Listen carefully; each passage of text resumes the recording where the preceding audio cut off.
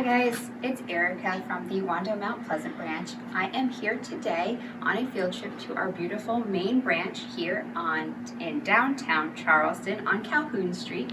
The reason we are here today is today is Yom HaShoah, or as it's otherwise known, it's Holocaust Remembrance Day. And the reason I came down to Maine today is because Maine houses our beautiful Jerry and Anita Zucker Holocaust collection, which has a variety of reference materials on the Holocaust, as well as this gorgeous quilt that you see behind me. This was an effort between the College of Charleston, and it is housed here. It features all of our notable local Holocaust survivors, such as Joe Engel, Pincus Collender, Deanie Atkins is on here as well. It is a beautiful piece of Holocaust memorabilia that we have here, and I definitely encourage you, if you're in town, you're downtown, come check it out. It's a beautiful tribute. We're also right down by Marion Square, which houses our local Holocaust Remembrance statue. It is, again, a beautiful piece of tribute art, and I hope you can get down here to see it. But for today, what we're going to talk about is actually remembering the Holocaust, which is the big point of today. So I have done a quick selection of some really great books that span all the way from picture books to adult books. The recent trend, the historical trend is that Holocaust literature tended towards the adult end of things, being that it's a serious, sometimes confusing, scary topic. It had been kept away from the children's end for a while. But in recent years, we have come to have some beautiful picture books, intermediary books for our junior readers, into our young adults, and up into our adult fiction. So I've pulled some books today that I would like to just overcast with you. The one theme that runs through all of these books that you're going to see is the theme of resistance. A lot of people don't realize that resistance was a huge part of the Holocaust, not on a large scale. There was very great forces of large-scale resistance, but a lot of the resistance happened in very small ways. The Jewish people, their neighbors, those who sought to help them, were all at great danger in doing any type of resistance. But any little bit that they could do was a very big deal. And we're going to see that in a lot of these books today. So I'm going to start off really quickly at the children's end. So the first book we have is a beautiful book called Bear and Fred, a World War II story. It is by Iris Erigman. And this actually tells the story of Bear, who is Fred's stuffed bear. Bear is the narrator of this story, and we see Bear and Fred in a different light because it's being told from a child's toy's perspective. He sees the actions that Fred is going through, and he narrates them in a very easy to understand way. So Fred is being put on a transport out of London, and he starts off he's going from Holland to Amsterdam to stay with his grandfather. His parents, in their form of resistance, put him on that transport to be able to get him away from what was happening in their hometown. Eventually, the family is reunited in Holland, and Bear is now on permanent display at Yad Vashem in Israel. So he is an active memory of the Holocaust that is available for you to see should you ever get your travels to Yad Vashem. Another book we have is beautifully written. It's by Tomek Bogacki, and it's The Champion of the Children. It was Jan Korzak. Jan Korzak was a doctor, and he saw what was happening in his native area, and what he decided to do as his form of resistance was he opened a orphanage for Jewish children whose parents had been taken away. He stayed by them, he helped them develop their own governing system within the orphanage, and they did a whole lot together. Unfortunately, as the war progressed, they did end up being put into the Warsaw Ghetto together, and Jan never left them. He went with them all the way to the camps, and the book handles it in a beautiful way. It has beautiful pictures and lots of great detail. So that's a highly recommended one. This one is Beno, and The Night of the Broken Glass. This book focuses on the eve of Kristallnacht. It is told from the point of view of a cat. The cat is a neighborhood stray, and he goes and visits his favorite people every day, as most of our cat friends do. And as he's going on his adventures, he's actually interacting with different families of both German and Jewish heritage, and he explains to us the events he sees on the night of Kristallnacht. He especially relays the fact that he's noticing that his Jewish friends, their businesses and homes are being raided, but the German people that he frequents their homes or their businesses are not being touched. So that it really gives us a different look into the specific evening of Kristallnacht. Moving forward, I don't have this book because this is a great problem to have. This book is actually missing, or not missing, I'm sorry, it's taken out in every one of our branches, so I brought a picture of the cover. It is called The Cats in Krasinski Square. It was written by Karen Hess. Karen Hess is a big Holocaust writer, and you'll actually see other works by her on the dais here. But it is a tale of resistance in a very small way.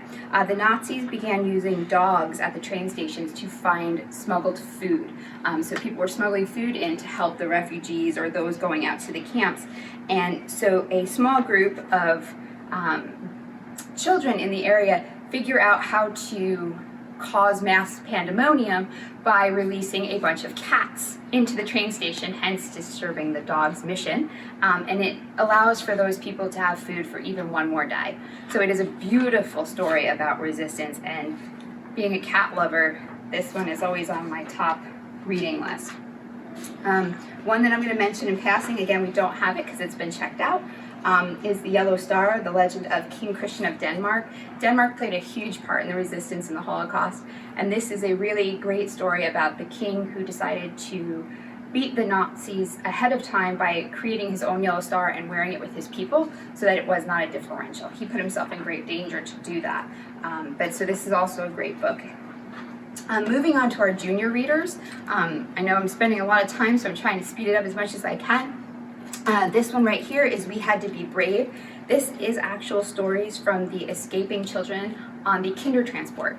The Kindertransport was a huge part of the resistance. Many children's lives were saved by being part of the Kindertransport. So this actually has a glossary, it's got references, it's got all different stories from all different children that were saved. It has actual letters to families. And the best part about it is it can be read. It's obviously quite a large book. It can be read in small parts, so it doesn't have to be taken in all at once because it's all different stories. So that's a really great option. So our next book, this is in our junior readers area, is actually Irenas Children. It is about local Polish hero, Irena Sendler. She was responsible for saving over 2,500 children by smuggling them out of the Warsaw ghetto. She managed to do this by putting them in toolboxes, putting them in bread baskets, even putting them in coffins if she had to. She transported them all out, and she had a wonderful way of commemorating them. She would write all of their names and put them in jars and bury them under a tree, so later if the children were found, they could trace back their steps to who their original person was. And in that same vein, we move on to The Safest Lie. That is by Angela Soretto. The Safest Lie is about Anna. She's age 9, and she was actually saved by Irena Sendler in one of her missions. The story is about Anna's new life, trying to hide who she was as a young Christian girl. Her form in this resistance is actually very small, but again meaningful. Her resistance was just to hold on to her past. She remembered who she was, her Jewish heritage, her family, and those that unfortunately didn't make it. So it's a shorter read, which is good, but it is super poignant and it's a wonderful story. Before I move on to our YA, I just want to highlight this DVD. This is available through CCPL, and it's called The Courageous Heart of Irena Sendler. It is her story. It is a Hallmark movie, so it is very well done. Irena Sendler lived through the Holocaust, and she was given the Nobel Peace Prize in 2007. She was captured, but she was tortured, but never once gave in. It is a wonderfully done video in my opinion, and I think it would be a great way to share that with some of your family. All right, so we're going to move into YA now. This is the graphic novel adaptation of Anne Frank's diary. This is a wonderful, I mean, the pictures are just beautiful. They've done a great job with each and every page in this book. It is authorized by the Anne Frank House, and it is a great supplement if you are reading Anne Frank for school. It is a great way to pair it with her journal so that you can actually put a different perspective with it. Especially if you're a visual learner like I am, it is a beautiful way to read her story. Coming out from Anne Frank, we have Project 1065, and this is written by Alan Gratz. Alan Gratz is probably one of my favorite young adult authors. He's relatively local, he's up in Asheville, and he has written quite a few books about refugees and struggles. This particular book is about a character named Michael O'Shaughnessy, and he's originally from Ireland, and he ends up in Germany. And he is part of the German Hitler Youth. On the outside, he looks like your typical German Hitler Youth. He follows around with them. He does what they do. He's part of the book burnings. The big secret is that Michael's a spy as well as his family, and they are working on the inside as part of the resistance to try and do what they can to spoil the Nazis. Project 1065. I'm not going to tell you what it is because that would ruin the whole ending for you. Alan Gratz also wrote Prisoner B3087, and he speaks specifically about a survivor. So it's a wonderful book if you can get your hands on that as well. The next book we're going to talk to you is Salt to the Sea. This was a South Carolina Association of School Librarians Award nominee. Ruta Septis is a wonderful author. She does a lot of research into her novels. This book specifically looks at 4 teens from 4 different backgrounds, but they're all on the ill-fated Wilhelm Gustloff, which was a ship involved in transporting Jewish refugees. It is a fantastic book. You see it from all different angles, maybe not your typical angles. I highly suggest, if you have a chance, to read it and learn about the lives of Amelia, Florian, Johanna, and Alfred. The Girl in the Blue Coat was written by Monica Hess. Again, a South Carolina School Librarian Book Award nominee. Hanneke lives in Amsterdam, and after losing her fiance to the war, she begins running a very small form of resistance in that she runs things on the black market. So she finds things for her Jewish neighbors that they might not have. Of course, she does ask for money in the beginning because it's a way to help her survive her circumstances during the war. But eventually she takes on a very dangerous job, no longer looking for items, but now looking for a lost Jewish girl. So this is a fantastic read as well. Moving between young adult and our adult fiction, we have The Librarian of Auschwitz. This is about 14-year-old Dita Cross. The adult version is A Life Interrupted, The Life of Dita Cross. Basically, Dita was in Auschwitz in a family camp. Family camps were designed by the Nazis to be a facade. So when they brought in foreign diplomats, it looked like these families were together, they were not in any trouble, they were doing quite well, but of course, again, it was just a facade. So Dita is entrusted with the only 8 volumes that were smuggled into the camp by her peers, and they are entrusted to her. So she becomes, again, the librarian of Auschwitz. She endures struggles that it would be hard to believe today, but she manages to keep those 8 books safe, and you can find out the end of that story. I'm not going to give you the ending. Our adult fiction, I actually have 2 books by the same author, Heather Morris. The first one is The Tattooist of Auschwitz, which was followed up by her second book, Silka's Journey. The Tattooist of Auschwitz is Leil Sokolov. He was gifted with languages, and when he was brought to Auschwitz, he used his gift to find a job that was higher suited for him. He became a tattooist, and he spoke with and saw hundreds and hundreds of people that passed through as he tattooed them. But he used that job and his resistance in order to further information, receive information. He was able to attain a higher stance so he could get better food, which he then shared with his fellow mates in order to help them get through. And it's really a story of humanity and getting light in the darkness. It's a really well written book. I really enjoyed this one. And then Silke's journey happens after the war. Silke survived Auschwitz but ended up in a Soviet gulag. It's basically a work camp. So she went from a concentration camp to a work camp. And she is also skilled with languages, so she ends up becoming a nurse. And having her higher stance gave her the ability also to be able to get medicine, get the chance to save patients who otherwise would not have been given the time to be saved, and to bring better food back to her dorm. So it's a very interesting look on life after the war with the Soviets, but it has a very personal touch, seeing that it was from Silke's point of view. And then last, for books, I have Diane Ackerman's The Zookeeper's Wife. Antonia Zabinski was married to Jan Zabinski, and they were the running owners of the Warsaw Zoo during the war.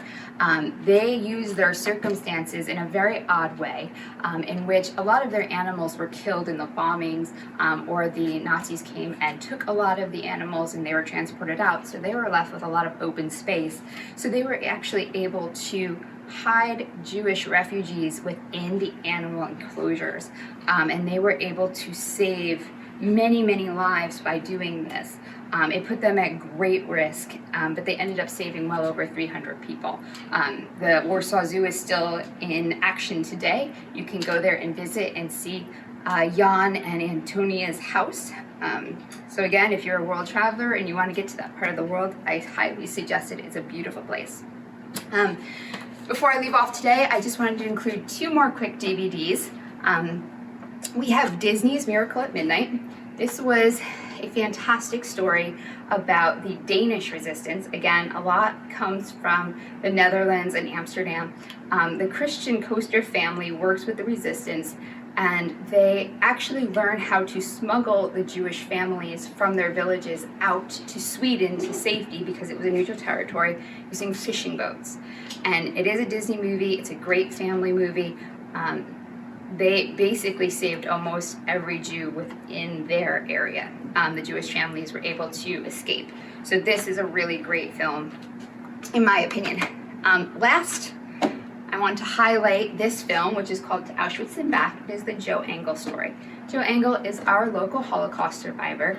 I have met Joe on several occasions, and he is one of my favorite people. He is 94 years old this year, and he is still using his story to teach about the Holocaust and remember it. And he uses a lot of his time to go into schools and remind students to never forget, which again is very much in line with our idea of resistance and just remembering the Holocaust and Yad Vashem, and making sure that the events of the past don't hopefully come true in the future.